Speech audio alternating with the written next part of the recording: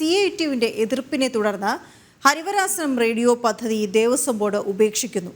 കോൺഗ്രസ് നേതാവിന് കരാർ നൽകാനുള്ള നീക്കത്തെ എതിർത്ത് CITU ദേവസ്വം ബോർഡിന് കത്തയച്ചതിനെ തുടർന്നാണ് തീരുമാനം.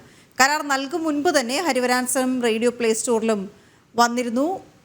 മനോജ് ചേരുന്ന വിവരങ്ങളുമായി. മനോജ്, എന്താണ് ഈ ഹരിവരാസനം റേഡിയോയുമായി ബന്ധപ്പെട്ടുള്ള കരാറിൽ ഇങ്ങനെ കോൺഗ്രസ് CITU തർക്കം തുടർന്ന ദേവസ്വം ബോർഡിന്റെ തീരുമാനം?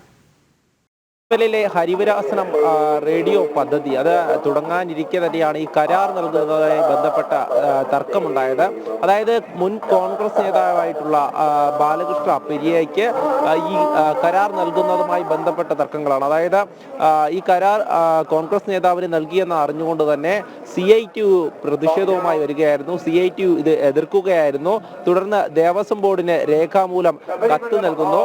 തുടർന്നാണ് ഈ പദ്ധതി വേണ്ട എന്ന് തന്നെ വയ്ക്കുന്ന ഒരു തീരുമാനത്തിലോട്ട് പോകുന്നത്. കഴിഞ്ഞ ബോർഡ് മീറ്റിംഗിലാണ് ഇത് സംബന്ധിച്ച് ഈ കരാർ വേണ്ട എന്നുള്ള തീരുമാനമെടുക്കുന്നത്. എന്തായാലും ഈ ശബരിമലയിലെ വിശേഷങ്ങൾ അത് റേഡിയോ മുഖേന, അതായത് ഹരിവരാസനം റേഡിയോ എന്നുള്ള പേരിൽ തന്നെ ഭക്തരിലേക്ക് എത്തിക്കുവാനുള്ള ഒരു പദ്ധതിയായിരുന്നു ഇത്.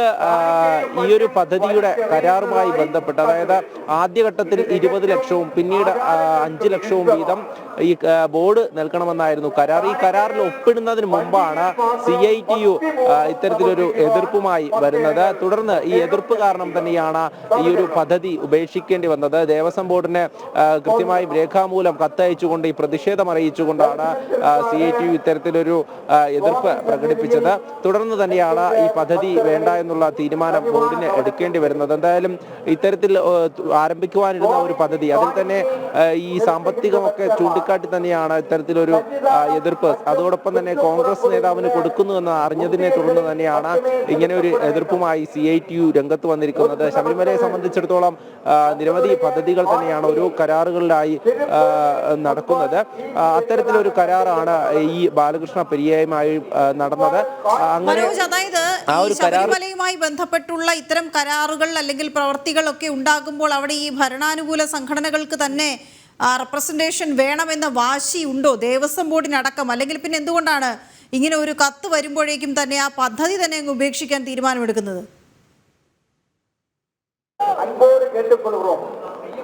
തീർച്ചയായും ഈ ഒരു പദ്ധതി, അതായത് കോൺഗ്രസ് നേതാവിന് നൽകിയെന്ന് അറിഞ്ഞുകൊണ്ട് തന്നെയാണ് CITU ഇവിടെ പ്രതിഷേധവുമായി എത്തുന്നത്.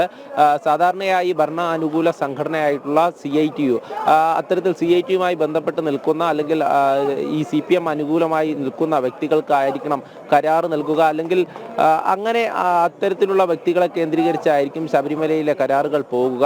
എന്നാൽ ഇതിന് വിപരീതമായി കോൺഗ്രസ് നേതാവിന് പോയി എന്നറിഞ്ഞുകൊണ്ട് തന്നെയാണ് ഇത്തരത്തിലൊരു പ്രതിഷേധം അത് രേഖപ്പെടുത്തുന്നത്. തുടർന്നാണ് ഈ ദേവസ്വം ബോർഡ് നിസ്സഹായരായി തന്നെ മറ്റ് തീരുമാനം എടുക്കാൻ പറ്റാത്ത ഒരു സ്ഥിതിയിലേക്ക് വരികയും പദ്ധതി ഉപേക്ഷിക്കേണ്ട തീരുമാനത്തിലേക്ക് പോവുകയും ചെയ്യുന്നത്. എന്തായാലും ഇത് സംബന്ധിച്ച് വ്യക്തമാകുന്നത് കരാർ എടുക്കുമ്പോൾ അത് രാഷ്ട്രീയ ഇടപെടലുകൾ ഉണ്ടാകുന്നുവെന്നത് തന്നെയാണ്.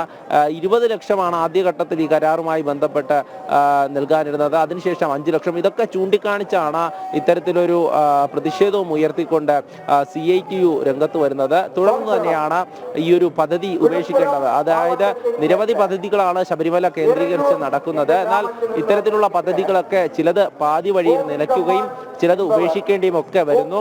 ഇതിന് പിന്നിൽ ഇത്തരത്തിലുള്ള രാഷ്ട്രീയ ഇടപെടലുകൾ ഉണ്ട് എന്ന് തന്നെ നമുക്ക് ഇതിലൂടെ വ്യക്തമാണ്. എന്തായാലും ഈ രാഷ്ട്രീയ ഇടപെടലുകളിലൂടെ ശബരിമല ഈ ഹരിവരാസനം റേഡിയോ പദ്ധതിയും നിലച്ചിരിക്കുകയാണ്. ഇതുമായി ബന്ധപ്പെട്ട്, അതായത് ഈ പദ്ധതി കരാറാകുന്നതിന് മുമ്പ് തന്നെ പ്ലേ സ്റ്റോറിൽ ഇത് സംബന്ധിച്ച വിവരങ്ങൾ വന്നിരുന്നു. എന്നാൽ ഇതിൽ വലിയ തരത്തിലുള്ള ഒരു പ്രതിഷേധവുമായി CITU വരുന്ന സാഹചര്യത്തിലാണ് പദ്ധതി വേണ്ട എന്ന് വയ്ക്കേണ്ടി വരുന്നത്.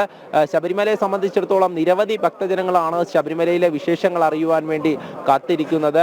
അത് ജനം TV-യിലൂടെ ഉൾപ്പെടെ സംപ്രേഷണം ചെയ്യുന്ന സാഹചര്യത്തിലാണ് ഇത്തരത്തിലൊരു പദ്ധതി ദേവസ്വം ബോർഡ് ആവിഷ്കരിക്കുന്നത്. ഇതുമായി ബന്ധപ്പെട്ട് ഈ കരാറിലുണ്ടായിട്ടുള്ള തർക്കം, അത് ഭരണാനുകൂല സംഘടന അതിൽ ഏർപ്പെടുത്തിയിട്ടുള്ള ഈ ഒരു പ്രതിഷേധം, അത് തന്നെയാണ് ഇപ്പോൾ ഈ പദ്ധതി നിലയ്ക്കുവാനുള്ള കാരണം. വീണ, മനോജ്, ഒരു കാര്യം കൂടി, ഈ ശബരിമലയിൽ പല പദ്ധതികൾ കരാറുകളിലും ഒക്കെ ഏറ്റെടുത്ത് നടത്തേണ്ട സാഹചര്യമൊക്കെ വരുമ്പോൾ സാധാരണഗതിയിൽ ടെൻഡർ ക്ഷണിച്ച് അങ്ങനെ ചില നടപടിക്രമങ്ങൾ ഉണ്ടല്ലോ. ഈ നടപടിക്രമങ്ങൾ ഇതിൽ പാലിക്കപ്പെട്ടിട്ടില്ലേ? എങ്ങനെയാണ് ഈ ഇതുപോലുള്ള കൃത്യമായ നടപടിക്രമങ്ങൾ പാലിച്ചുകൊണ്ടുള്ള കാര്യങ്ങളാണ് നടക്കുന്നത് എങ്കിൽ ഇത്തരം കത്തുകൾക്കൊക്കെ ഇത് മുടക്കാൻ കഴിയുന്നത്?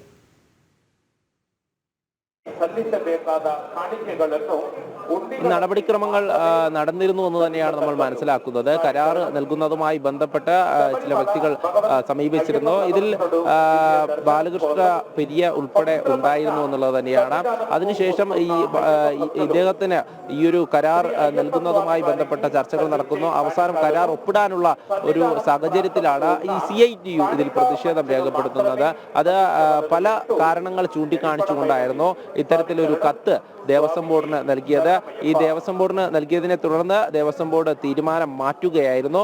ആ തീരുമാനം മാറ്റി മറ്റൊരു വ്യക്തിക്ക് കരാർ നൽകുകയല്ല, പദ്ധതി തന്നെ ഉപേക്ഷിക്കുന്ന സാഹചര്യത്തിലേക്ക് പോകുകയായിരുന്നു. എന്തായാലും ഇതിൽ തന്നെ നമുക്ക് മനസ്സിലാക്കാൻ സാധിക്കുന്നത് ശബരിമലയിലെ ഓരോ പദ്ധതികളിലെയും ഓരോ കരാർ നൽകുന്നതിൽ പോലും കൃത്യമായിട്ടുള്ള രാഷ്ട്രീയ ഇടപെടലുകൾ അത് ഉണ്ടാകുന്നു. ഭരണ അനുകൂല സംഘടനകളിൽ നിന്ന് തന്നെ ഇടപെടലുകൾ ഉണ്ടായിരുന്നു. അതിൽ തന്നെ ദേവസ്വം ബോർഡിന് മറിച്ചൊരു തീരുമാനം എടുക്കാൻ പറ്റാതെ പോകുന്നു എന്നുള്ളത് തന്നെയാണ്. എന്തായാലും ഇതിൽ ഈ ഒരു കരാർ നൽകാത്തതുമായി ബന്ധപ്പെട്ട് പദ്ധതി ഉപേക്ഷിക്കേണ്ടി വന്ന സാഹചര്യത്തിൽ ഇനി ദേവസ്വം ബോർഡ് മറ്റെന്തെങ്കിലും കാര്യത്തിലേക്ക് കടക്കുമോ എന്നുള്ളത് നമുക്ക് നോക്കിക്കാണേണ്ടിയിരിക്കുന്നു. എന്തായാലും ഇനിയും ഇതുപോലുള്ള പദ്ധതികൾ ഈ ശബരിമല കേന്ദ്രീകരിച്ചുണ്ടാകുമ്പോൾ അതിലുള്ള ഇടപെടലുകളും ശക്തമാകുമെന്ന് നമുക്ക് ഓരോ കാര്യങ്ങളിലൂടെയും മനസ്സിലാവുകയാണ്. വീണ, മനോജ്, ഒരു ഇടപെടൽ ഈ വിഷയത്തിൽ നമ്മൾ നടത്തിയിരിക്കുകയാണ്. തീർച്ചയായും അതിന്റെ പ്രതികരണങ്ങൾ തേടേണ്ടതുണ്ട്. എന്തുകൊണ്ട് ഹരിവരാസനം റേഡിയോ എന്ന പദ്ധതി തുടങ്ങും മുൻപ് തന്നെ ഉപേക്ഷിക്കേണ്ട സാഹചര്യം ഉണ്ടായി എന്ന് അതിന് ഔദ്യോഗികമായി തന്നെ ഉള്ളൊരു മറുപടി തീർച്ചയായും അത് ഭക്തർ